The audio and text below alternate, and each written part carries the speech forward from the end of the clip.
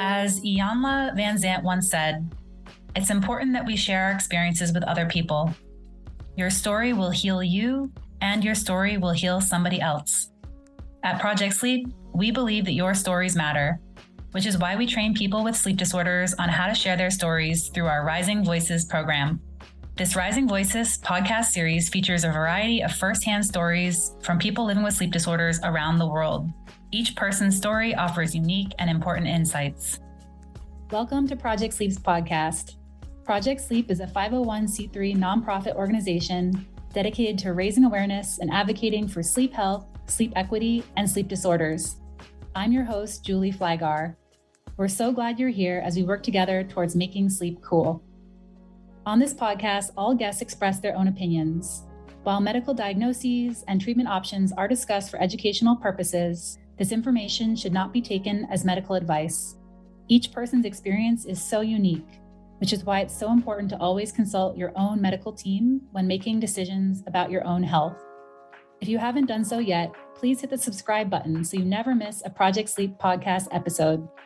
And if you enjoy this podcast, please leave us a rating or review wherever you listen so that we can reach more listeners and raise more awareness.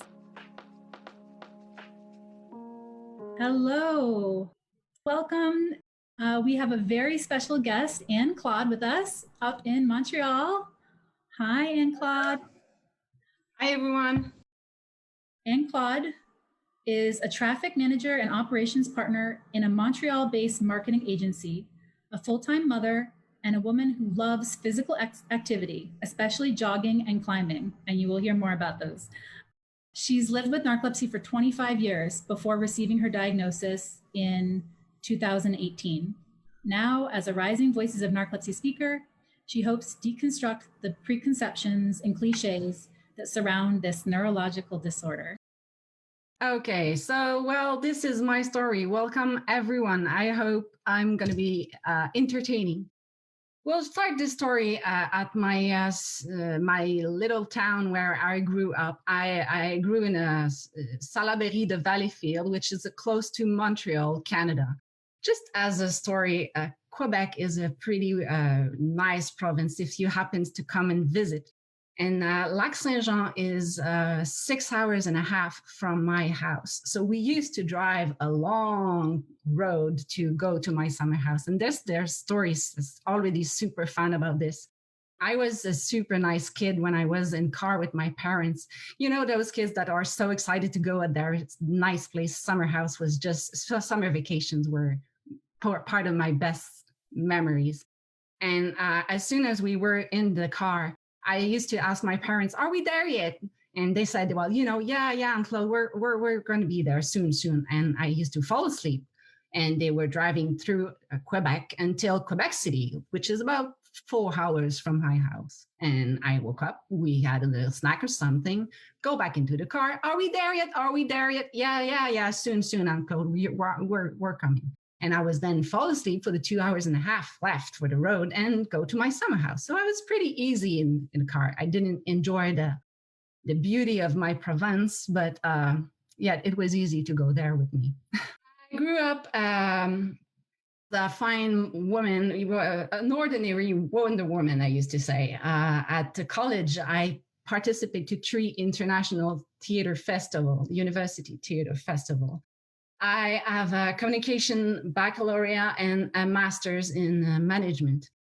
At the age of 23, I was already a TV director for the Weather Network, which is a television station based in Montreal. My mother would certainly ask me to calm down one day. I'm certainly she wished me to do less things. I used to do a lot of things at the same time, all the time. I developed a strong passion for adrenaline and sports. So name the sports, I might have been tried it. Ski, trekking, kayak, climbing, running, I did it all. And I met Julie when I was pretty deep down into climbing. And she came to have a lesson. She wanted to try climbing. She was a cancer survivor, a brain cancer survivor. And she was left with, after the treatment, with this weird symptoms. When she used to have a really strong positive emotion, she used to collapse and make seizures. So that was a pretty weird teaching session for me, because she was there with her boyfriend. And as soon as she was a little bit high on the wall and starting, to have this feeling of the height, she needed to ask her boyfriend to bring her down so she can collapse and make a small seizures. And then she would wake up and go back again on the wall. And she did that several times. And I was like completely amazed about this women, so full of strength and full of will. And despite that, she was going back and back and back on the wall. So I never met Julie again after that. I hope she's well today, but she made a great, great, great impression on me over there. Being a producer, television director, this is pretty fun, but this is also pretty demanding. Waking up at 4 a.m. in the morning to be at the television station at 5, it's tough on the routine. And after a while, I decided to change and to take a desk job. Was probably, well, not a mistake, but certainly a different. It was a bad job. I didn't like it at all. It was really boring. And because the job was not my cup of tea, I was looking to go to have some fun during my spare time. And I thought it would be a great idea to go back to theater, which was my first passion. And because I was not so much deep down into the amateur surroundings, I didn't know a lot of people. It was tough for me to join a troupe. And so I decided to direct and produce my own play. Now, if you really want to do a burnout, this is the perfect recipe. Full-time job, full-time directing and producing a theater play. Don't do this at home. This is not a good thing. I've been doing it. It took me about 6 months and a half of my life. And these were the 6 months and a half, the more demanding I ever had. From 6 a.m. in the morning to 1 a.m. at night, I was working all minute of my day. And I got, of course, extremely tired. I started to have some weird symptoms that were kind of referring to burnout. And just like everybody who was that close to burnout, what did I do? I denied. I said, no, I can't do it. I can't do it. I need to do it. I had to deliver this theater play. Failing was not an option. Remember, I was a Wonder Woman. And so one day, something pretty weird happened. I was with my colleague and I was talking. We used to chat and make some jokes. And when I was about to make a joke and I thought this joke was super funny, I started to feel my face like there was turning into jello. And the perfect image to describe this feeling is our old Prime Minister, Jean Chrétien. This is, no offense, he was a great Prime Minister, but he had this particularity about his face. He had the face falling, and I felt I was falling just like that. And I was so afraid about this. And everybody told me, no, Anne, you just look like you. No, we don't see anything. It's okay. And it was only when I was making jokes and I thought I was funny. People were making jokes that were hilarious. And that was not happening. So that was super crazy.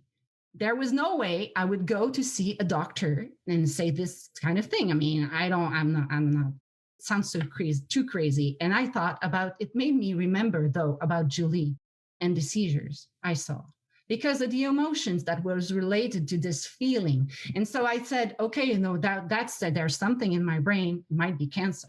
So instead of going to see a doctor, because I was that close to burnout and I didn't want them to stop me from my crazy routine, I decided to do everything to avoid cancer. So I bought earplugs to speak with my cell phone far away, and I ate blueberries, and I added sports to my routine as well. So I was climbing harder. So I was climbing, doing theater, and doing work. That was a super great recipe. I was so tired at the end of it.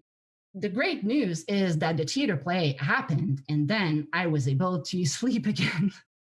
Yeah, sleep was kind of something I forgot into the equation about being healthy. And when I was capable of sleeping and resting again, something super nice happened. The feeling, the jokes, and all of this disappeared. It just stopped. And so I thought, oh my God, I did the right thing. The cancer is away. And I go up with my life. I met my husband, and soon we had just amazing two babies. Now, I thought I was sleep deprived while doing theater. I can tell you that being a parent is another défi. Soon I realized that it was pretty demanding having a child when my son was there. And there's this story so funny. One night, I was resting, and my husband was cooking chicken. And when I got up from bed, I went into to get the meal for the supper, and it was beef on the table. And I said, "Honey, where's the chicken?" And he said, "Well, there's no chicken." I said, "No, you cooked chicken. I saw it. I smelled it. I mean, there was a chicken." He said, "No, there were no chicken." So that was weird as well. I knew I was sleep deprived, yet I didn't quite understood what happened. And I said, okay, it might have been, what, forget it. We had another baby, Emily, who was another defeat as well. She was tough on nights. She didn't sleep her night until a year and a half. And because I was gifted, actually, my husband had trouble. He was always tired, and he was sleeping a lot, and he was unable to nap during the day. But I was capable of sleeping everywhere. I could sleep in the car, in front of TV. So I was able to get back my sleep I was losing at night while taking care of Emily. So I took great care of her for a while. When it was too hard, I used to sleep in the room that was in the basement. But sometimes it was so hard, as a mother, when you hear your baby scream, even if she's on the second floor. I mean, you go and you see, and you try to go and take care of them. But it happens that sometimes I was sleeping in that room, and I was going to take care of Emily, and she was sleeping back again in her bed, so in her crib. Okay, well, and when she was finally doing her night and sleeping just like a normal human being, like when it sometimes happened that the kids starts to do, it seems that I was unable to get out of this cycle I was in. I thought the reason why is that I had been doing this for too many years, many times. So every night at 2 a.m., I was waking up for an hour or 2 hours. And every day at 1 p.m., I was falling asleep like crazy, incapable of staying awake. And I was stuck into that rhythm, and I was just going tired more and more and more until the jello feeling in my face came back, and I got afraid. I had forgot about it totally, but when it got back, I said, "Oh my God, the cancer is again over there." And so I decided to try to do this healthy routine, and the hair plugs and everything again, but it wasn't enough. And soon it was not only my face that was falling, it was my arms. It was I had to put my head on the desk because I was falling literally. So it was getting stronger and stronger and stronger. And I didn't want to ask, and I didn't want to go and see a doctor. Hey doc, you know what, when I make a joke and I think I'm funny, I'm falling. That was so crazy. I couldn't, I didn't want to talk about it to anybody. It happened that my husband, I told you a bit earlier, had trouble with his own sleep. And while he was looking for his symptoms, he discovered the descriptions of narcolepsy, and he brought that to me and said, "Hey, honey, look at this. This looks pretty much like you." And I read the descriptions, but there were some stuff that might have been, but some of those that didn't relate to me at all. So I just said, no, you know what? Forget it. That's not me. Nah. And maybe a few months after that, he brought me the Epworth scale, which is a questionnaire that you feel that will tell you if you might have sleep problem or not. And of course, I had a super high score over there. But that wasn't enough. Again, it was definitely the jello feeling that was getting stronger and stronger and more invasive that decided me to go and see my family doctor and to ask for an MRI because the cancer was getting stronger. So I had to admit that I had something wrong. He gave me a notice, and I saw a neurologist who already right on asked for a sleep study. I thought that neurologist was so bad. Why did he give me a sleep study? I don't need a sleep study. I fall asleep like that at night. No problem. I can nap anytime during the day. There was no problem with my sleep. So when the lab called me to have this sleep study, I just turned it down. I don't need it. But the jello was there, and the jello was still more and more and more present. So a month maybe after that, I called again the neurologist and said, you know what, maybe I need your sleep study. I'll try it. And so I didn't turn out the sleep studies number 2. And without any surprise for anybody but me, I got diagnosed with narcolepsy type 1, which is with cataplexy. And I was 38 years old. Narcolepsy, well, this is a chronic and neurological disorders of the sleep and wake cycle. It is an autoimmune disease that affects 1 in 2,000 people. There's 2 types of narcolepsy, which is with or without cataplexy. And I'm the lucky one. I got the narcolepsy with cataplexy. Symptoms. Now, I'm going to read because there's a description. Excessive daytime sleepiness. They say it's a period of extreme sleepiness during the day that feels comparable to how someone without narcolepsy would feel after staying awake 48 to 72 hours per day. When the doctors asked me, when did you first had those sleeping episodes? To me, it was crystal clear. High school, first grade. I was sleeping all my courses during the afternoon. It was so bad. I just, if that have been occurring for so long, I had to think about it a little bit, right? Cataplexy are striking and sudden episodes of the muscles weakness, usually triggered by a strong emotion, such as laughing, surprise, or anger. The severity may vary from slacking of the jaw, buckling of the knees, or falling down. The duration may be for a few seconds to several minutes, and the person remain fully conscious all the time during the episode. So you can talk to someone having a cataplexy. He's totally there. So for me, it wasn't cancer.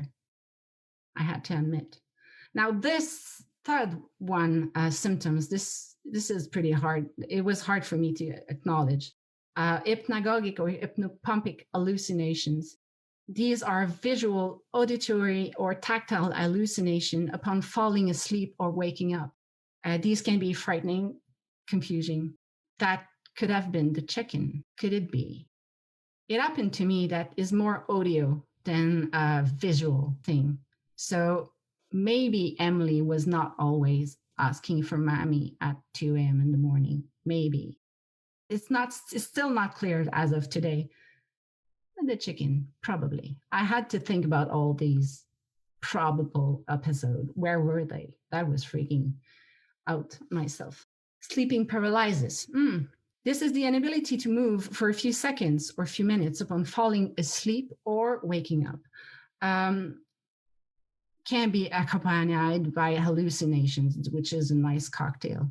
To me, those could have been when I thought I was stuck into deep sleep, because I had this feeling of not being capable of moving, but I always associated that to a big night's sleep so deep, that's so good. So for me, that was super positive. Okay. And of course, the disrupt nighttime sleep. All those nights I've been awake for so many, many hours without being capable of falling asleep again. Oh God. Okay. To get a diagnosis, you need to do a polysomnogram and a multiple sleep latency test. That typically it's a 48 hours of sleep study that include a nighttime portion and a daytime night nap portion to record one's brain waves. The diagnosis is mainly based on how quickly and frequently the person goes into the rapid eye movement sleep cycle. So, and you need to wear this gear and other stuff for a day. And this is really, really, you need to be sick to get those tests. And you will sleep if you need it. Treatment, there's a lot of stuff you need to take. Wake promoters or stimulant for the daytime sleepiness. Nighttime medication for sleep, for sure. Antidepressant for cataplexy. And my favorite, schedule daytime naps. You need to naps during the day. To somebody who was only taking Tylenol when she used to have a cold, that was a lot of stuff to take. Getting a diagnosis, that was pretty hard. There's a lot of misunderstanding all around you. My parents, it was really, really tough at the beginning. I thought I would have lost them because we were not talking so much. It was a tough period. I had to get some work accommodation for sure. It was tough to find a place for me to get those naps at first, but now it's perfectly okay. And my husband helped a lot, especially for me to recognize when I was getting sleepiness, because I used to activate myself instead of going to sleep when I was starting to feel tired. My behavior was completely upside down. For the future, well, actually, this is only where my story first starts because for me, it's only the beginning, you know. I've started something called Narcolepsy Quebec. I believe I was left alone with this diagnosis at first, and this was really, really hard. I thought to myself, nobody should experience being alone with this kind of diagnosis. And so I tried to make people meet other people with this disease because that was my first goal at first. I felt like an alien that day when I got out from the doctor's office. And I thought, if I'm an alien, who are the others? And so this is the purpose of Narcolepsy Quebec. And for the rest, I will continue skiing, but with my kids, kayaking, certainly with my kids, doing bicycle with my kids, climbing with my kids, running with them as well. Actually, I will continue to do all the stuff I like, and I will find other dreams, and there will be other great things. The story is only better because with the diagnosis, I'm less tired, and the life is just better. Why am I doing this tonight? Why am I talking to you about narcolepsy? Well, being narcoleptic or not, one day you will be sleep deprived. It will happen to everybody. Remember that sleepiness doesn't always look like sleepy. Nobody could ever thought I would be a narcoleptic, yet I might have been sick for a long, long time. In fact, it takes about 8 to 15 years in average to get a diagnosis between the appearance of the symptoms and the diagnosis. And that's a long period. And people try to treat themselves or are mistreated or misdiagnosed. And that's pretty tough. We think that about 50% of the people with this disease are currently not diagnosed. So the more we talk about it, the more people stop to believe that being a narcoleptic is being somebody depressed and always tired. The more we deconstruct those clichés, the better people, the sooner the people will receive the diagnosis. And I do this with Rising Voices. This is an amazing program by Julie Flygare and the Project Sleep. And if you are interested to do just as I did tonight, I really, really recommend you to get in touch with Julie because she's over there and super amazing. Yay, Anne-Claude. Are you facing sleep issues or a sleep disorder? Project Sleep is now excited to have the Sleep Helpline, a nonprofit-led free national helpline providing personalized support and resources. You can reach out today to speak with a compassionate resource specialist who will listen and help provide accurate sleep disorders information, resources to help navigate daily living and the healthcare landscape, and connect you with a certified sleep center and patient support organizations. Contact the Sleep Helpline at 1-800-819-2043 or by filling out a form on our website at project-sleep.com. Anne-Claude, how did you actually, I don't remember how you found about Rising Voices. How did you decide to get involved? Actually, I never told you. I think, well, I told in my presentation that I wanted to meet other people with narcolepsy because I felt I didn't fit the descriptions. And at first I got all into those groups, Facebook groups about narcolepsy. And over there was one from Montreal. And I think there was a girl over there who named you. And she said, well, there's this girl in California called Julie Flyger. Find something like that. You will have some more answers about your questions, because I was so full of questions. And I, of course, well, the Rising Voices were starting. And I said, okay, I just want to do this. I need to do this. I need to talk to some, I wanted to meet you and I wanted to meet other people. And that was my way to reach other narcoleptic. And yeah, that's it. Yeah, that's awesome.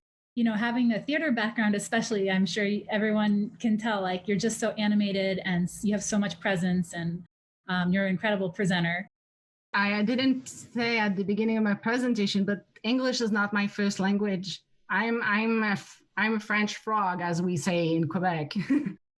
So, and not only has she been an incredible participant in English, but of course, you know, she had already, I think you'd already, before we even talked about doing it as a broadcast, you'd already translated all your slides into French. She made the World Narcolepsy Day fact sheet into French, which is available in our toolkit. If you guys download the toolkit, there's a French version of the fact sheet, thanks to Anne-Claude. And yeah, so how's it going with Narcolepsy Quebec, and what is the French community like in general? Well, I only see the French from France from my Facebook feeds, and it doesn't seem that they are pretty well. I mean, they ask a lot of questions about the meds, and they seems to have a lot of problem. So I don't know if there's any organization over there that helps them, or, well, there's the INC. There's some stuff, but I mean, all the speaking on the feeds are, I mean, there's a lot of people over there for sure. So people need to talk, people need to share. That's something I'm pretty more in France than in Quebec. The feeds in Quebec are not so active yet. I've been able to make people to reach and meet each other few times with Narcolepsy Quebec, and every time it was amazing. I've met there was this man, an old man, and he said, in my entire life, it is the first time I've met other people with narcolepsy. And that was amazing. And at the end of the meeting, that was way too long for narcoleptic people. He shook my hand and he said, welcome into the family. So that was every moment. There were not so many, but all of these events that I made happen, they were amazing. And it was pretty rich. And every time stories are really interesting. So it's getting I mean, it's hard. You need to put a lot of energy into that. And I have my 2 kids over there, and my life, I'm working full time. So I try to put a bit of energy every time I can. Very rewarding, though. So thank you for doing that. Matthew Horsnell, I have another friend living with narcolepsy in Quebec. Oh, can you share a little about the work you are doing, raising awareness locally? Well, for now, the work is only, I'm working with a doctor from the sleep center. And we're trying to, I put together a Facebook page called Narcolepsy Quebec. So you need to join if you want to be there and get all this information. And basically, for now, this is only a meeting. So a random meeting I organized. Last year, we had 4 meetings with a peer in presence.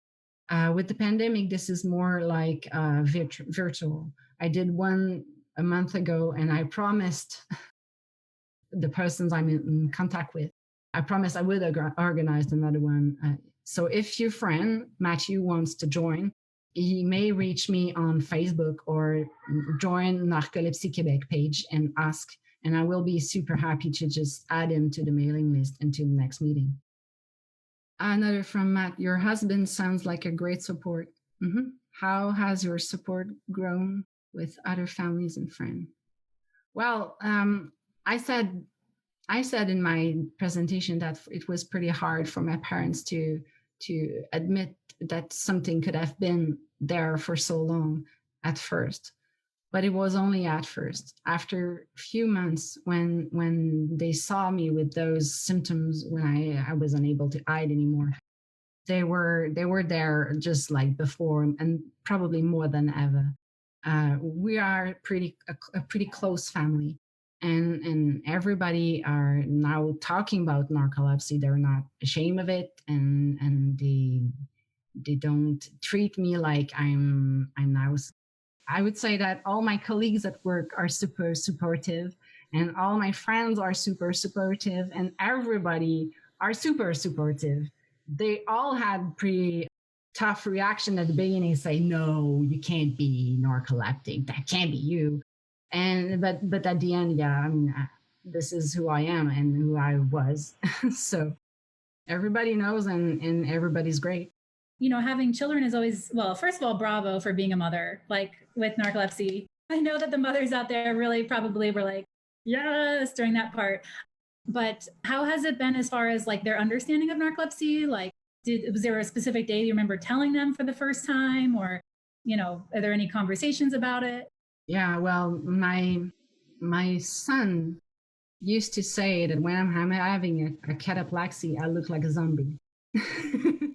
He understood just yesterday, probably, when I was revising all my slides, and I was looking at the Jello, and I explained him, you know, Jello and Jean Chrétien and my face, and I saw in his face that he, for the first time, understood what was a cataplexy, and he said, "Oh, mommy, wow, this is weird." And I said, "Yeah, this is pretty weird."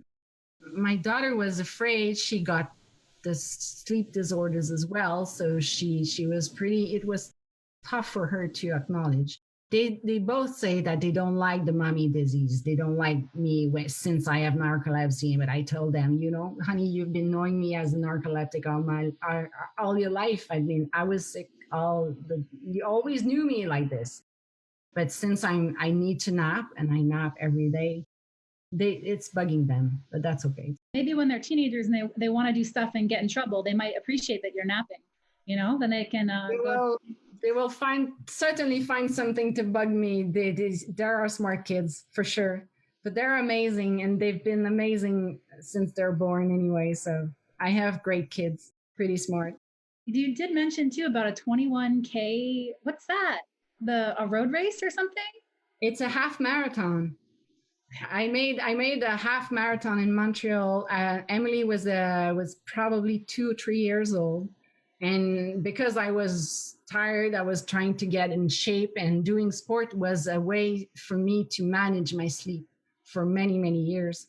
And I did a half marathon. It was an amazing goal for me, and I wish I would do another one day. I know you will. You've been running. Was it a marathon or a half marathon? I've done 3 marathons. Oh my God. Mm-hmm. Just take it slowly. I didn't win them. I did not win these races, but I finished them. So yeah, I did run walking. So I ran for 8 minutes and I walked for 2 minutes. That's how I did all 3 of them. I've been dreaming. That was an idea I got for Narcolepsy Quebec. I wasn't able to make it happen, but I wanted to do a marathon à relais. So a relay marathon.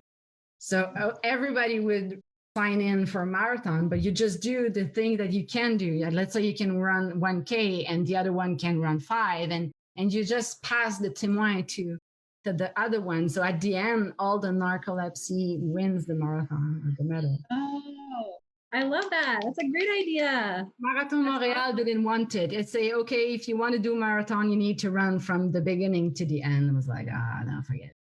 That's awesome.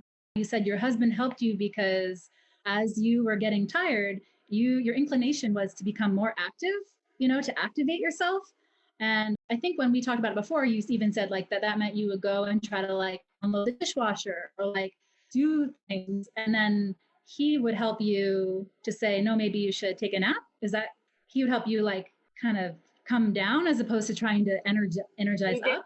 He barely took me by the shoulder and brought me to my room and say, you need to nap now. Stop emptying the dishwasher. This is not what you're supposed to do. And so he was stopping me by literally physically show me my bed, because, the image, the comparison I can make is with people who have kids or who had kids. There's always this turning point when they're pretty young. When they get tired, they get super active and they run everywhere. And this is the part where the kids are super dangerous for themselves. They can hit and, and break something or anything. And it seems that it feels that it was like this, but all the time for me. I was always like getting active because I was always fighting, probably sleeping. My husband is super helping, actually, and still is today. One other thing he made me realize is that it's better if you nap before you're feeling sleepiness. So I'm not waiting for feeling sleepiness. I nap on a precise moment every day, and that helps me a lot. Today, with the med, I only nap half an hour per day, and I can do my whole schedule, my whole day without anything else. So that's pretty good. What time do you nap then when you schedule it? 11:30. I used to have this sleepiness at 1 p.m. So I brought the nap just a bit before. So 11:30 is perfect time. Between this and noon, I'm not there, I'm napping. I love it. I want to thank you again, Anne-Claude, for a wonderful presentation tonight.